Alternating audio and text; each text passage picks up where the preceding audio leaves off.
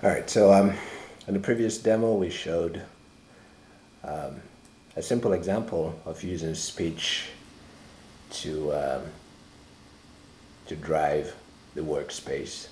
In this example, I'm going to show another simple example. This time around, we'll use an image modality mixed with speech to create, again, another simple, very simple low-code app.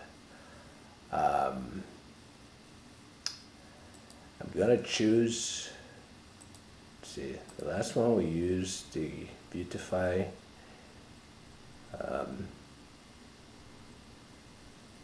We'll use View Bootstrap automation this time around. All of these low-code automations are fairly simple and similar. They're more or less the same, just targeting different frameworks. We'll call this Pick App because it's going to be based on the requirements are going to come from an image. So we'll switch to this camera tab. I'm going to turn on the video camera. And what you see there is a picture, and hopefully it's clear enough. We'll capture the image, and then I'm going to tell it to use it as the requirement for the low-code app. So we have that. Let's see, go back to settings, increase token count here, that it actually does what we need. And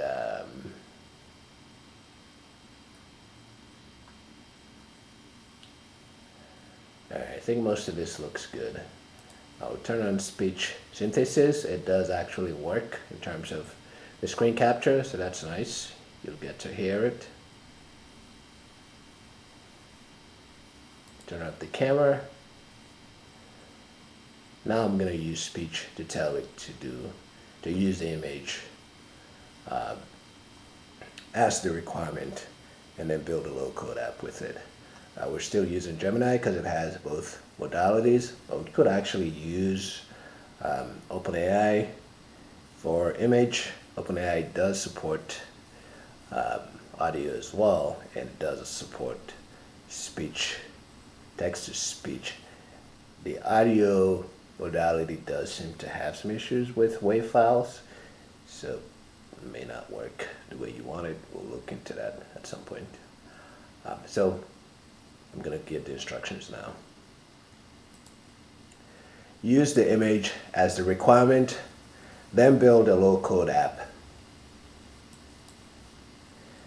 Alright, so now here it registers that we have an image capture and an audio capture. I'm going to send the request to the model. See what it does.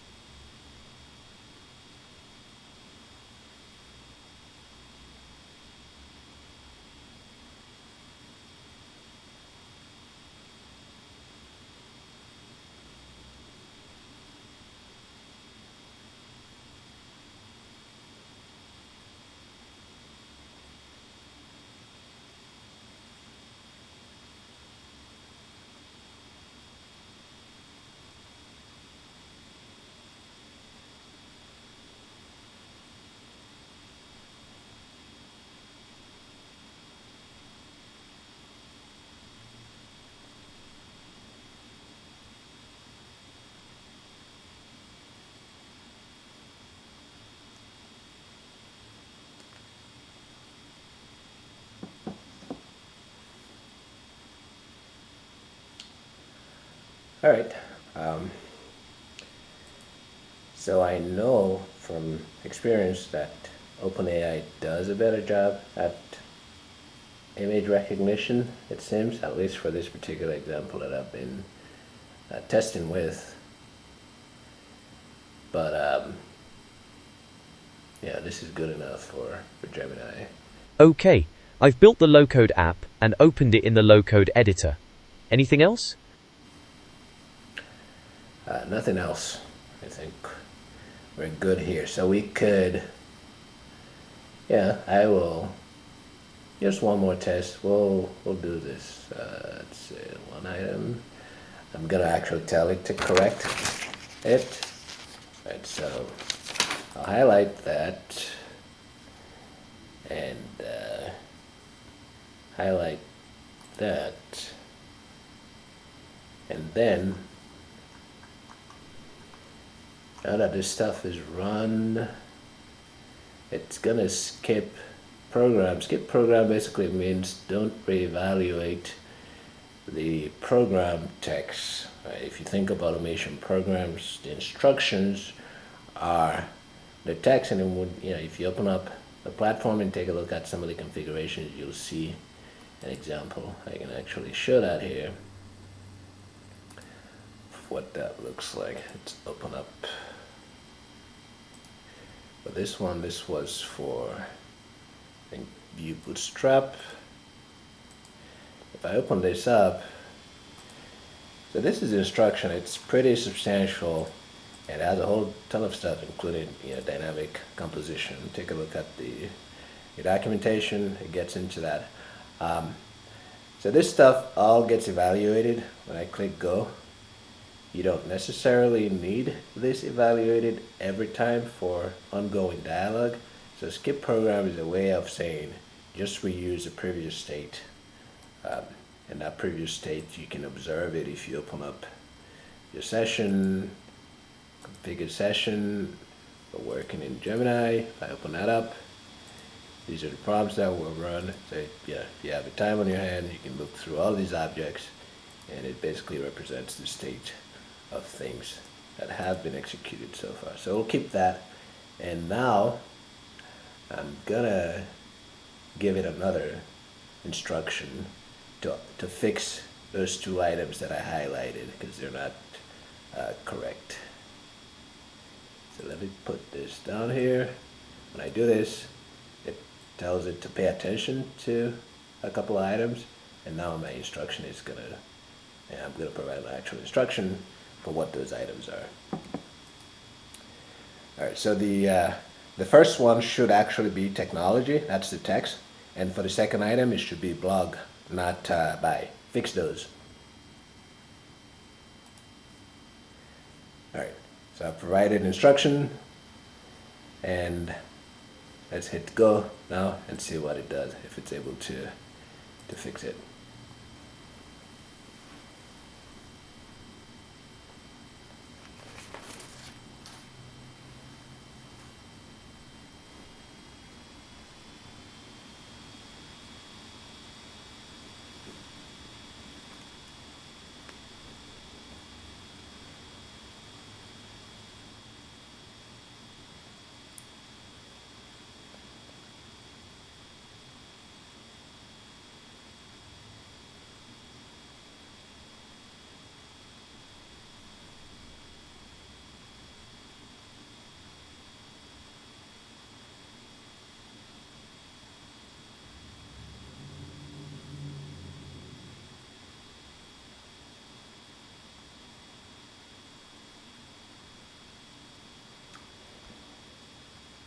All right, so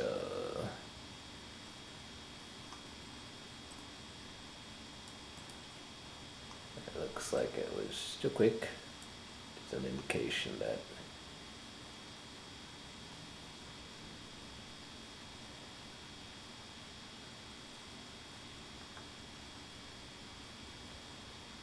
it did fix them, but AI being AI, it looks like it just fixed it in the textual output and didn't actually build the low-code app. So I'll tell it again to just go ahead and build a low-code app. Alright, so apply the fix as a low-code app and build it.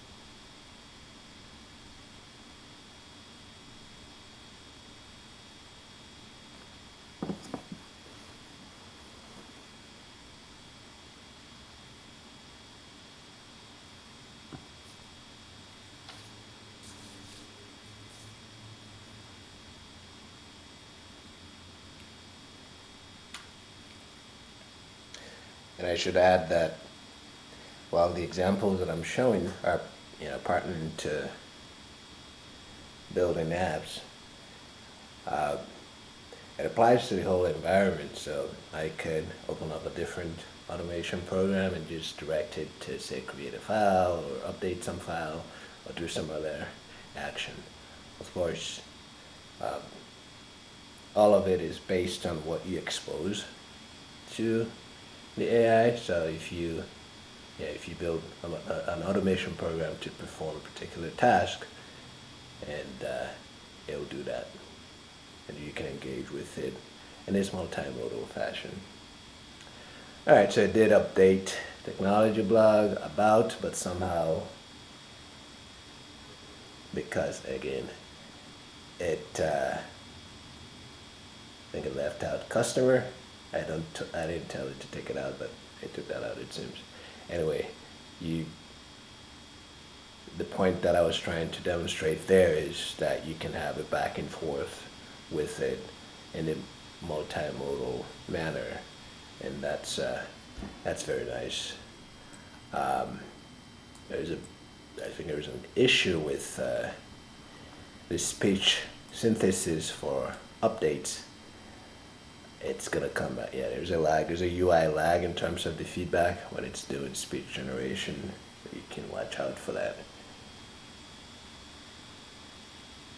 Okay, I've built the low-code app and opened it in the low-code editor. Anything else? I think it should be enough. It demos enough of these capabilities. Thank you.